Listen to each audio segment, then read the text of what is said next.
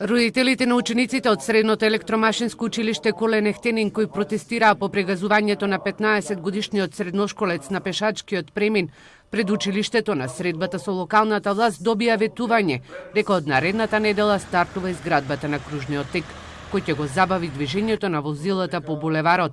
Штипскиот градоначалник Благо Бочварски забележува дека проектот не го реализираат поминато неделната несреќа, туку на него работат речиси една година. Ќе се постават и вибрациони ленти, траки по самиот булевар, кои што ќе бидат на неколку места поставени и ќе звучно и вибрацијски ќе делуваат на сите возила и ќе бидат поставени огради метални кои што ќе ги насочат децата на поминување на пешачкиот премин, ќе се обележи практично местото. Во договор со полицијата, веќе на секој голем одмор има полициска патрола која ќе го контролира сообраќајот и во поголем дел од времето од наставата сепак има полициска контрола.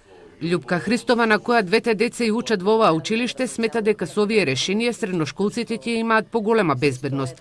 Родителите очекуваат локалните власти да си стојат на зборот. Градоначалникот ни објасни се и му веруваме дека ќе биде така како што тој кажа и мислам дека ќе биде многу подобро со неговите планови за еднината на нашите деца.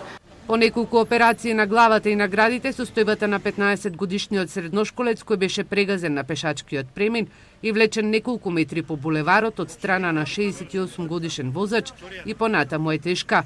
Момчето од пред 4 дена е хоспитализирано во клиничкиот центар во Скопје. По овој случај на Штипските улици пред училиштата по долги години ќе се вратат и лежечките полицајци, кои според сообраќајните инспектори по низата на постапки кои треба да ги завршат, ќе бидат монтирани кон крајот на декември.